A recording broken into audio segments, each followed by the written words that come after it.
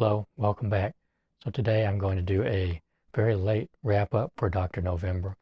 Dr. No-vember is, of course, an event created by Mark from the channel Book Time with Elvis, where we celebrate spy fiction and books about spies in general. And I read 3 books for Dr. No-vember. I wanted to get this wrap-up out sooner, but I've been a little bit sick lately and didn't feel up to it. I actually did make a video before, but it was not very good. So here we go now. So the 3 books that I read for Dr. No-vember were Anna Funder's Stasiland, Stories from Behind the Berlin Wall. This is about the East German GDR. I read John le Carre's Tinker, Tailor, Soldier, Spy, which is the book I said that I would read, and I did.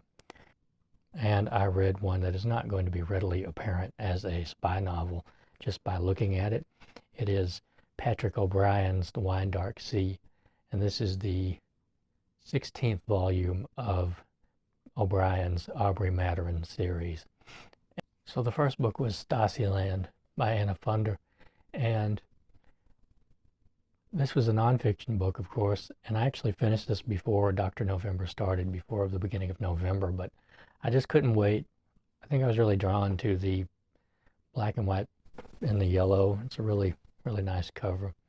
And just the concept itself of what was going on behind the Berlin Wall, what was going on in communist East Germany. And this was really good. I thought this was really well written. So Anna Funder is from Australia, and she moved to Germany. Specifically, she moved to Berlin in the 90s, not too long after the fall of the Berlin Wall. So I think this began in 1996 and took place over a period of several years, where she moved from Berlin back to Australia and then back to Berlin again. She was working for a TV company, if I remember right, a TV company in former West Berlin, and she was wondering why there weren't any serious television shows about what had gone on in East Germany. And so she set out to talk to people who had lived in East Berlin and in East Germany, both regular everyday citizens and the men and women who worked for the Stasi, which was basically an internal surveillance system, like a bureaucracy of spies who spied on their own citizens and were very, very thorough about it. And they had all kinds of ways of doing it. They would drive down the road and they would look at your TV antenna, and if it was pointed in a direction that meant you were getting signals from the west, you could find yourself imprisoned. They were putting surveillance devices, cameras, audio recording devices in flower pots, in all kinds of strange places, milk cans, just wherever they could put them. They were recruiting informers throughout Germany, throughout the citizens of Germany. So it was almost certain that one of your relatives would be an informer for the Stasi. Certainly one of the people you worked with, people on random street corners, people in your neighborhood bar, that sort of thing. And they would throw people in prison left and right and keep them there for an indeterminate amount of time. They would keep them from being able to get jobs, which in a communist country, that meant that you basically became a complete outcast from society because you couldn't work, and you were looked down upon because you couldn't work, and the government would threaten you because you couldn't work. You couldn't get any food or any benefits or anything like that because you weren't working. And at the same time, it was the very government itself which was keeping you from being able to get a job. So they were destroying people's lives that way. They would also take people into prison and perhaps their beatings would go too far and they would kill people. And then they would try to explain it away and pretend that it didn't happen and go through all kinds of tedious work to make sure that the relatives never discovered the truth. And they were prepping all the time for a citizens' rebellion, for a revolution. And so they were stockpiling arms and gear and all kinds of things like that. And the Stasi was also an attractive career for people because they got to experience a strata of society that the regular person could not experience at all. They got food that was imported from outside the country that other people could not get. They had their own gyms, their own healthcare centers. They had all sorts of things that regular people could not get, that they had no access to.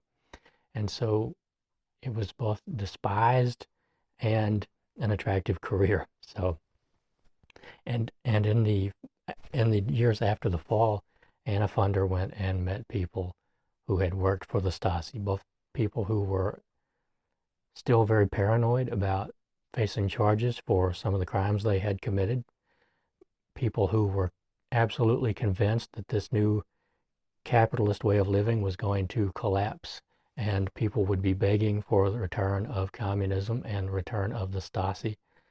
And also she met at one point a man who she did not want to like the people who had worked for the Stasi, but she met a man who in the years afterwards became a private investigator, and he took her around all these places and he had been sort of a spy on the streets. So he was the kind of guy who would walk into a bar and listen to the conversation and drink with people and that sort of thing and just drive around and look at what people were doing.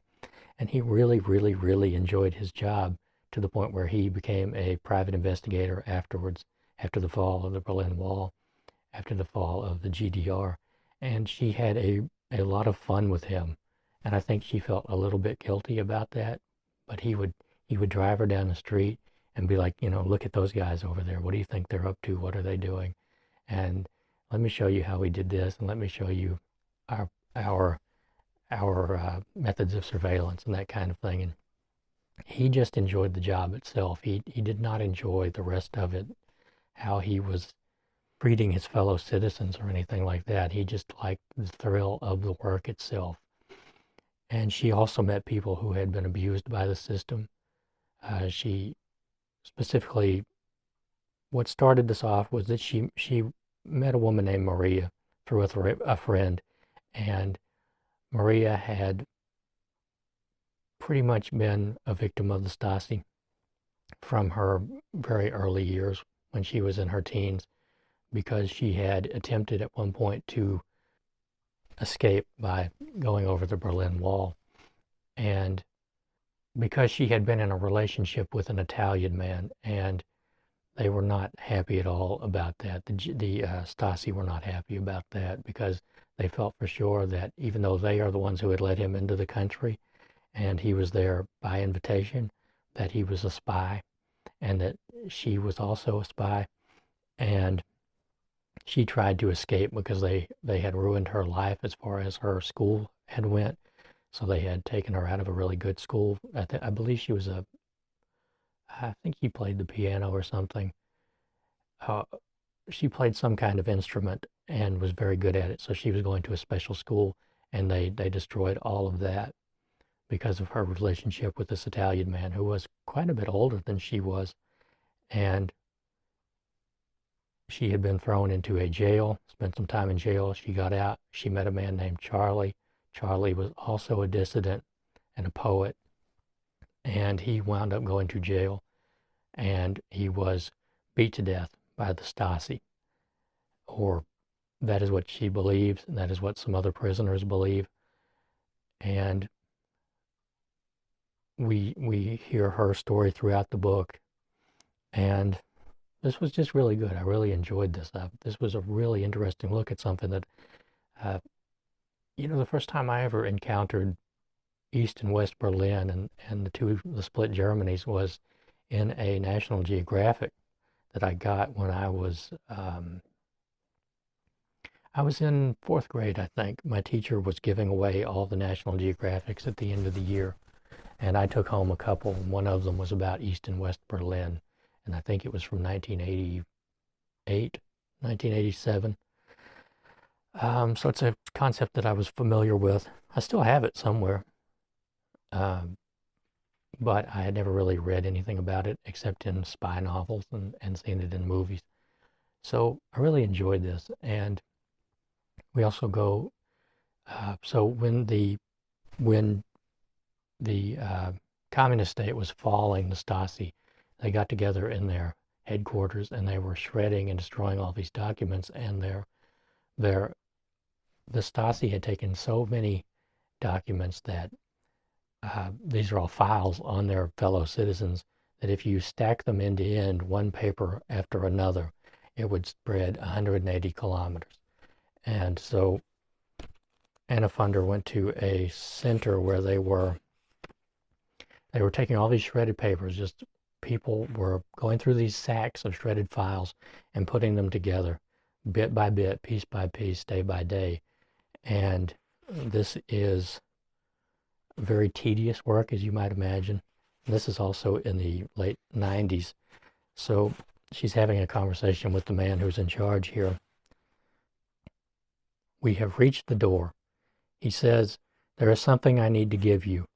Without a word, he passes me a photocopied sheet of paper with some writing on it. It is a copy of a memo he wrote. Stasi File Authority, Project Group Reconstruction. Time required for the reconstruction. One worker reconstructs on average per day 10 pages. 40 workers reconstructs on average per day 400 pages. 40 workers reconstruct on average in a year of 250 working days 100,000 pages. There are, on average, 2,500 pages in one sack. 100,000 pages amounts to 40 sacks per year. In all, at the Stasi File Authority, there are 15,000 sacks. This means that to reconstruct everything, it would take 40 workers 375 years. I am speechless. I can only understand this as a small paper protest. Herr Reilard points at the page. These are the figures for 40 workers, he says. As you see, we only have 31. He is telling me, in his quiet way, that the resources United Germany is throwing at this part of reconstructing the lives of its former East German citizens are pitiful, some kind of Sisyphean joke. What he is running here is an almost totally symbolic act. So I wonder how much progress they have made on those files in the last 25 years. That would be an interesting thing to find out. Of course, now they have equipment, computers and that sort of thing that could probably do that much faster. And perhaps with, AI now, they could maybe scan all of those little shreds and have them fitted together, at least in some kind of semblance. I don't know. That would be an interesting thing to look up. But that is Anna Funder's Stasiland, and I really enjoyed that. It was a really good read, very interesting. And these are the kind of books that I like to read, where someone goes to a place that I don't know much about and talks to the people there on the ground, so to speak, and finds out what was going on in their lives. So the next book I read was John le Carre's Tinker, Tailor, Soldier, Spy, and this was a reread for me. And I'm really glad that I reread this.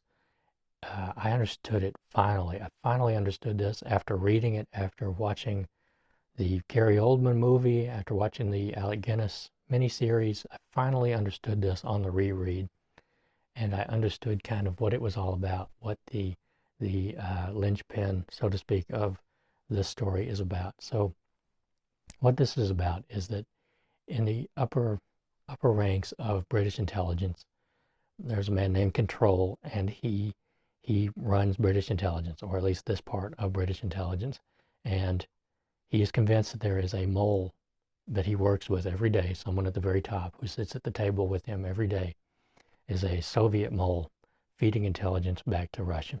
This is during the Cold War. This is during probably the 60s, the early 70s.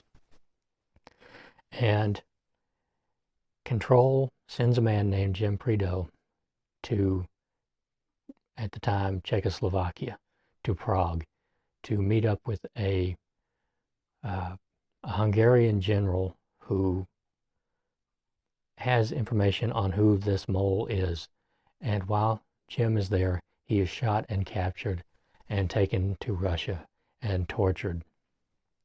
And Control, this is something that he was doing on his own. He is ousted from his position, and he soon afterwards dies of an illness that he had throughout the beginning of this book.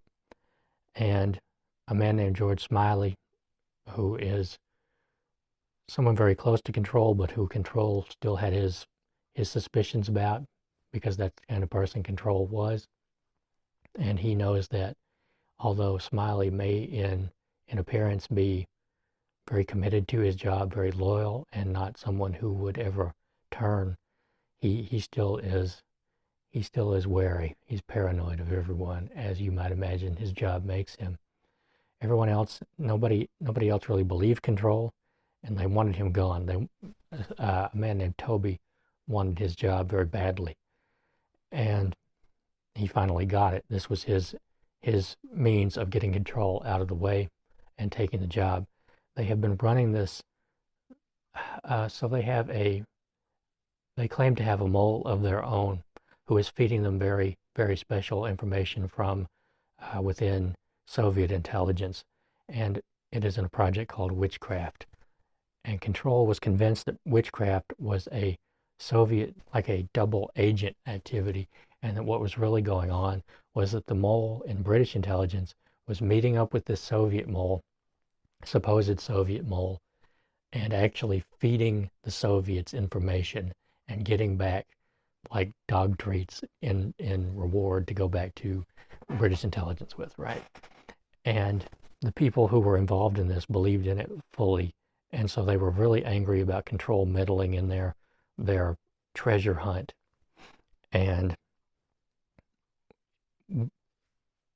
so at the same time, there's a man named Ricky Tarr. He's a British agent. He was sent to, I believe, Hong Kong to scope out a Russian diplomat in Hong Kong. And it is kind of odd because the man has his wife, Irina, with him.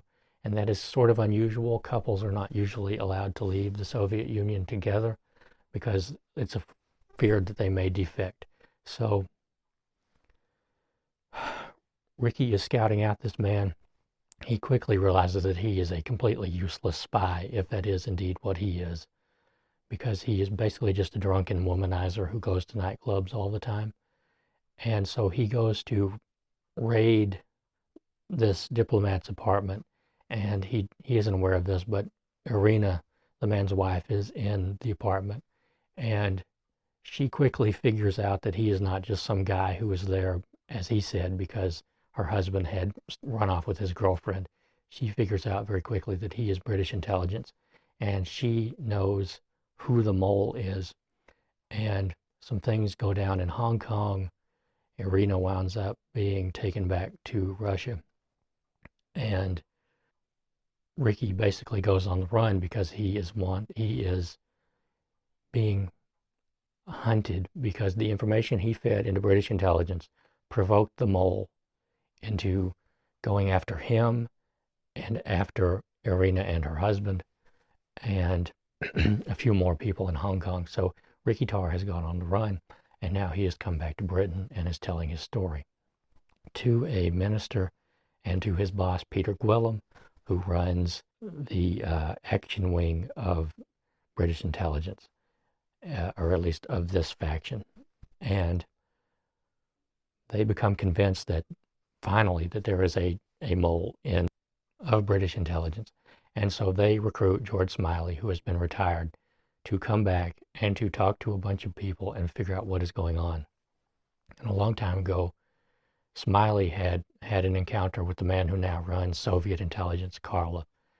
And so he is in this battle of wills between himself and Carre. At the same time, his wife, who cheats on him constantly all the time, has run off with a B-grade actor. And so that is on his mind all the time. But she also had an affair with a man named Bill Hayden, who is at the top with Smiley at that table, with Control at that table. And she's also his cousin. And Anne Smiley is my least favorite character in this book, the Alec Guinness miniseries from the 70s.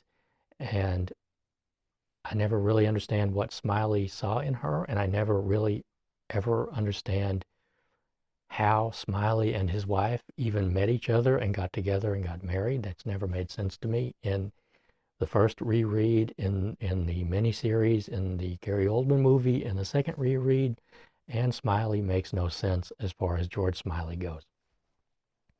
I don't think that a woman like Anne Smiley would have ever looked at George Smiley, let alone married him. That is never explained by John le Carre, and I feel like that is a really odd point of this book.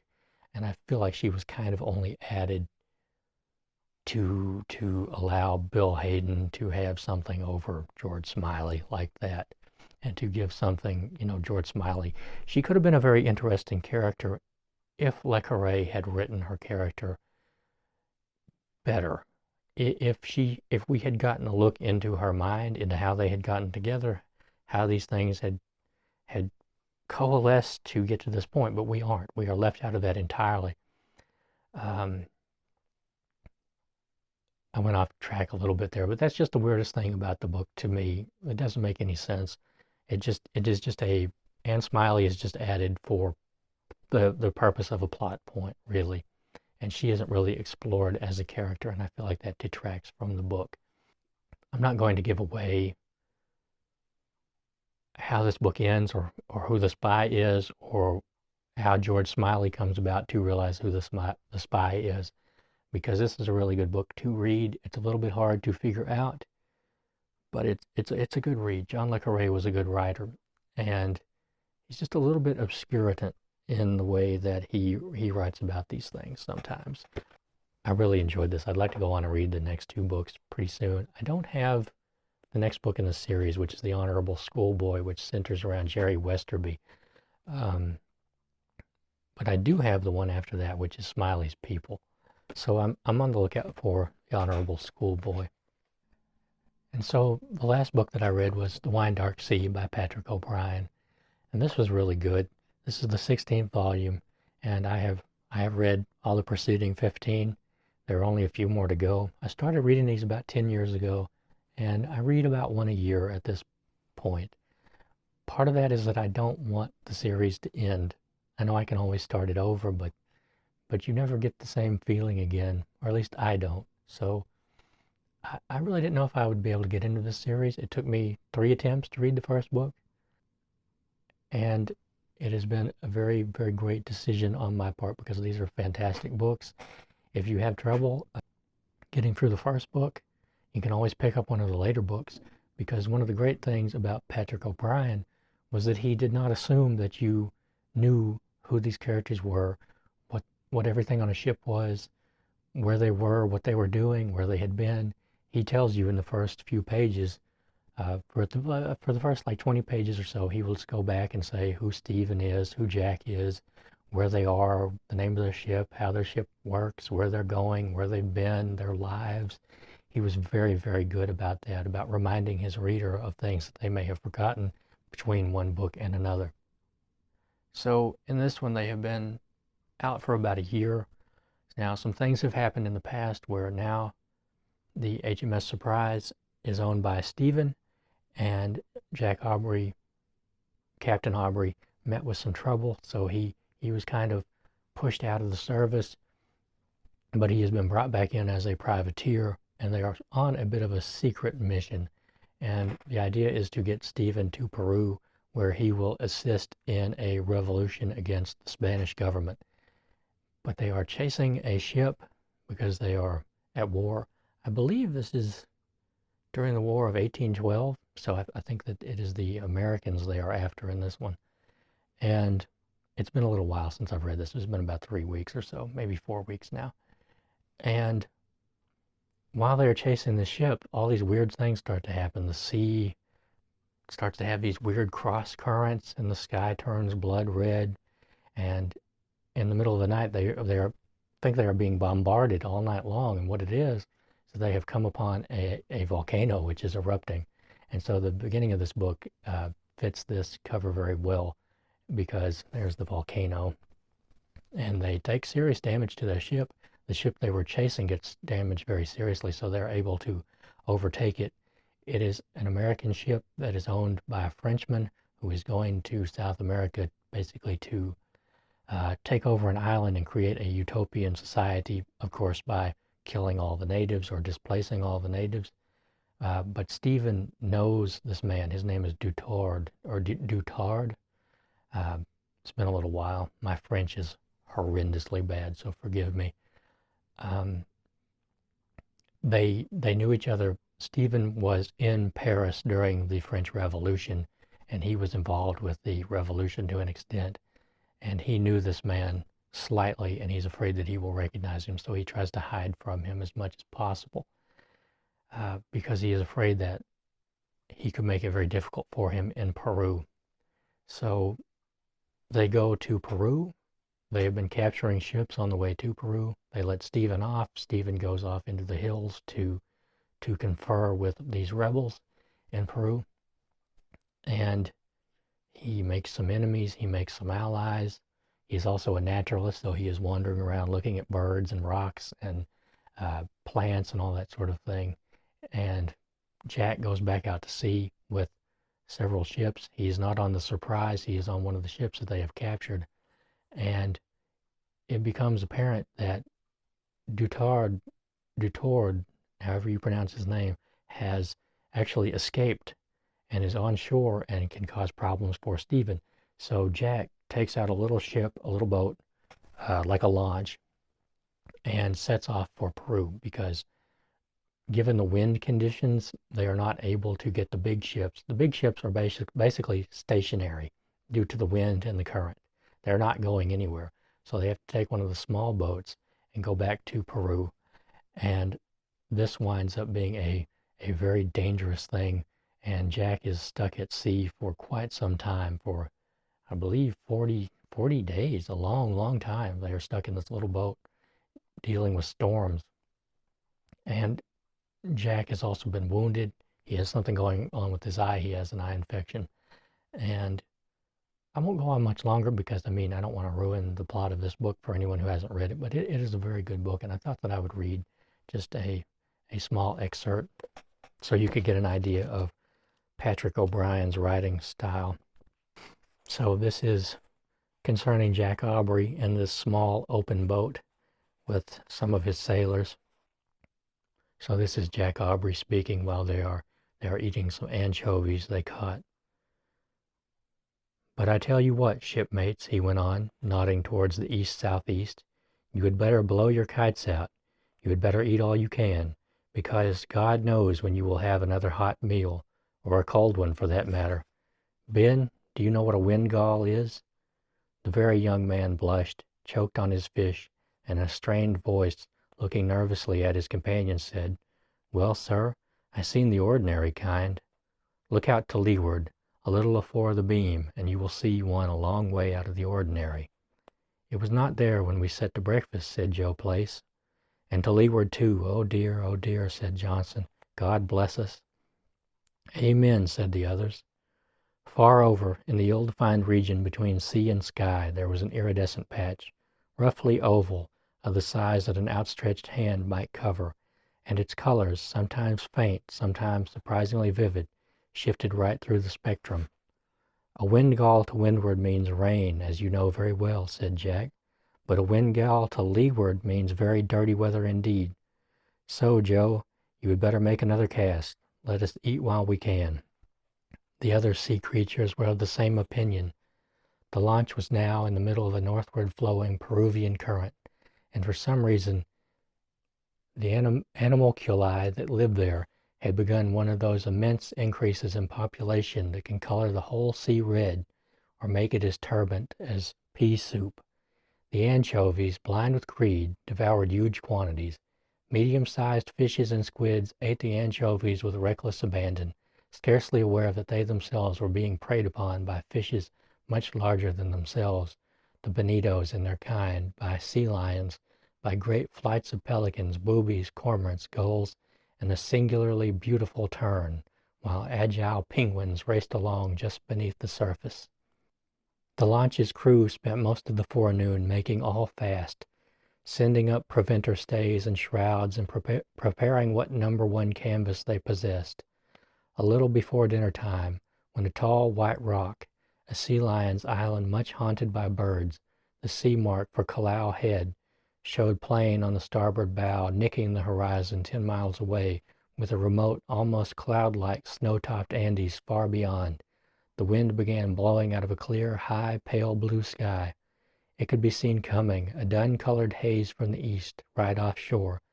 It did not come with any sudden violence, but it increased steadily to a shrieking blast that flattened the sea, bringing with it great quantities of a very fine sand and dust that gritted between their teeth and blurred their sight. So I love the way Patrick O'Brian writes, and I was really, really glad to get back to the series. It was exactly what I needed at the time. I was feeling kind of down, and it was very, very comforting to return to this world, to these characters that I know so well. And these are great books. I really, really recommend them if you've never read them. And so that is all. That is the 3 books that I read for Dr. No-vember: Stasiland, Tinker Tailor Soldier Spy, and The Wine Dark Sea. So I wanted to read more for Dr. No-vember, but I was kind of down. And one of the things about spy fiction is that it tends to focus on the gritty nature of human behavior and on using other people and that sort of thing. And I just really wasn't feeling it. But I had a really good time with the books that I did read. And so I want to thank Mark from Book Time with Elvis for creating Dr. No-vember. I really enjoyed it.